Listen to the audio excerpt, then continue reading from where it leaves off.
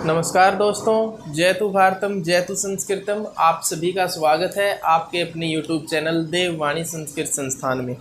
दोस्तों, बहुत से बच्चों की अब लगातार DSSB को लेकर क्यूरीज आ रही हैं, तो हमने अब DSSB के लिए अपना नया बैच प्रारंभ कर दिया है। लेकिन सबसे पहले क्या है कि हमें लगता है कि हमें DSSB की जो TGT और PGT की हमारी वैकेंसीज होती हैं उनके बारे में थोड़ा सा डिस्कस करना बहुत ज़रूरी है। देखिए, इसमें क्या है कि हमारे 3 लेवल होते हैं। पहला होता है PRT लेवल, दूसरा होता है TGT और तीसरा होता है PGT।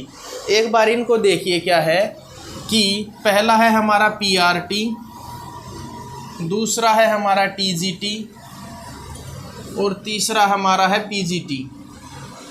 तो यहाँ पर देखिए, इन तीनों के लिए क्वालिफिकेशन DSSB के अनुसार क्या क्या चाहिए है हमें। जो बच्चे PRT के लिए अप्लाई करना चाहते हैं वो क्या है कि पहला उनके लिए 12th पास हो। क्या हो?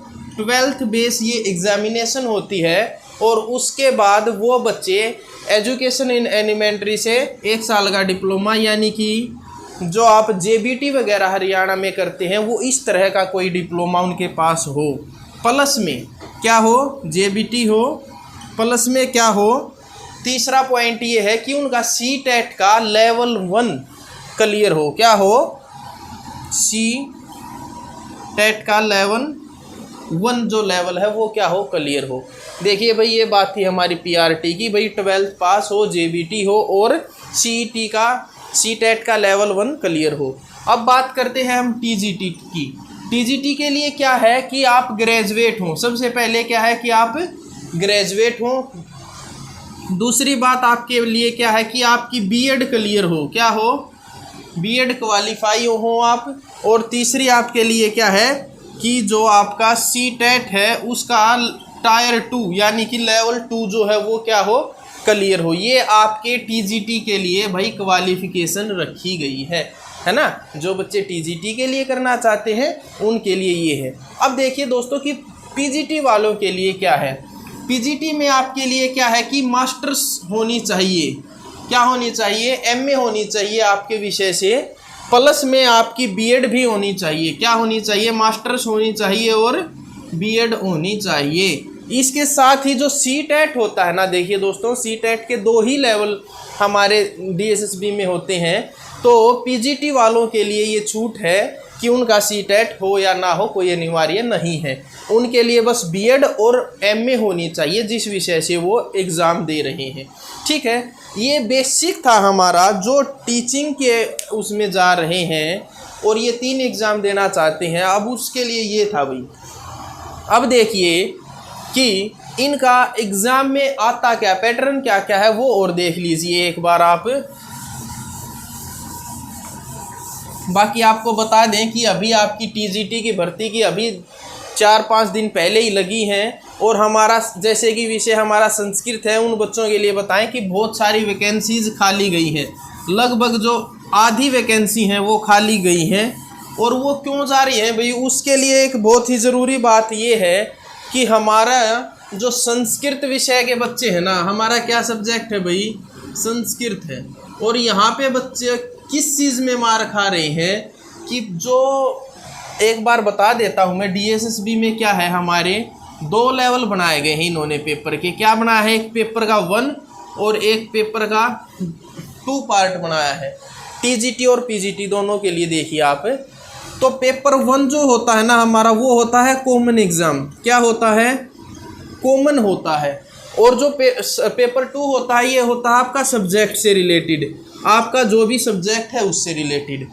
यहाँ पे कॉमन आपका जो होता है वो 100 मार्क्स का होता है और 100 क्वेश्चन ही, 100 क्वेश्चन ही आपके सब्जेक्ट से आते हैं TGT वालों के लिए। PGT वालों में इसी को एक बार ये जो सब्जेक्ट है आपका वो 200 नंबर का हो जाता है, यानी कि PGT का जो एग्ज़ाम है वो आपका 300 नंबर का आता है ना। बस थोड़ा सा यही डिफरेंस इनमें।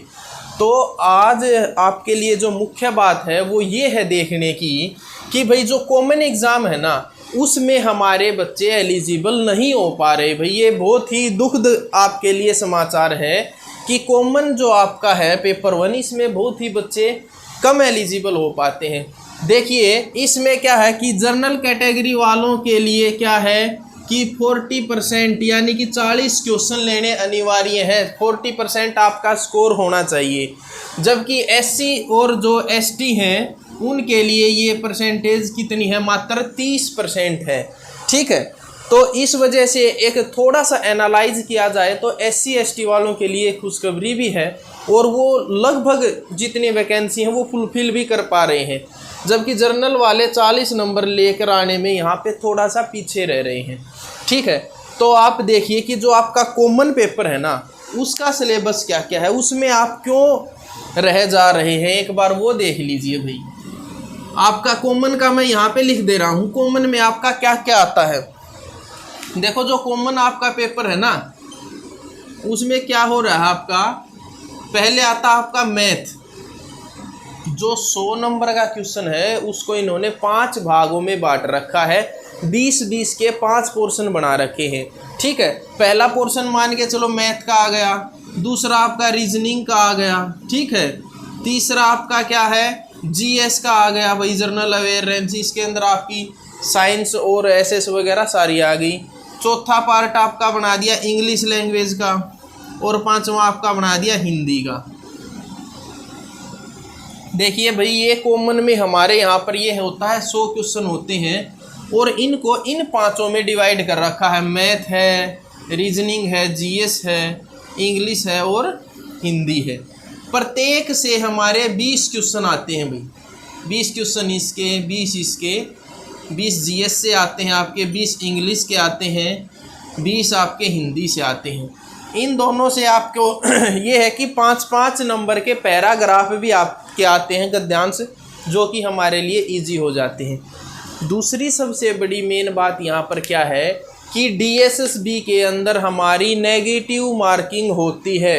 नेगेटिव मार्किंग होती है तो वहाँ पर बच्चों के लिए सबसे ज़्यादा दिक्कत होती है कि इसमें आप 40% स्कोर नहीं कर पाते, क्योंकि नेगेटिव मार्किंग है तो आप इन चीज़ में क्या है कि तुक्के लगा के पास नहीं हो सकते। तो ये चीज़ आपको थोड़ा सा विशेष ध्यान दे के करने योग्य है। तो भाई एक बार तो आप कॉमन की तरफ ध्यान दीजिए कि ये पोर्शन क्या है कि अब ऑनलाइन पेपर हो रहा है तो ये कंप्यूटर में यूं के यूं आ रहे हैं पोर्शन वाइज, 20 क्वेश्चन मैथ के आगे, फिर 20 रीजनिंग के आगे, उसको आप स्किप कर करके आगे भी नहीं बढ़ पाओगे।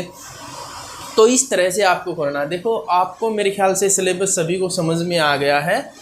तो आप जो भी बच्चे तैयारी करना चाहते हैं डीएसएसबी की, टीजीटी की और पीजीटी की, अभी वैकेंसी दोबारा से निकलने वाली है। जी हाँ, 2022 के अंदर ही आपकी एक और बड़ी भर्ती टीजीटी की संस्कृत वालों आपको देखने को मिलेगी। तो आप जल्दी से जल्दी अभी से स्टार्ट कर दें तैयारी, क्योंकि है ना अभी हमारी क्या थी कि 866 पोस्ट निकली थी टीजीटी की यदि मैं बात करूं, और उसमें से क्या है कि मात्र 454 बच्चे ही क्वालिफाई हो पाए हैं। कितने 886 में से 454 बच्चे ही क्वालिफाई हो पाए हैं, यानी कि क्या है देखने योग्य बात, आपकी 412 जो पोस्ट हैं वो वैकेंट है, खाली गई हैं। और अभी तो इन 454 की भी डॉक्यूमेंट वगैरह रहती हैं, हो सकता है और भी पोस्ट खाली जाएं, तो 412 तो है ही है, यानी कि आपके लिए ये पोस्ट तो है ही, प्लस में और इंक्रीज होकर आएंगी।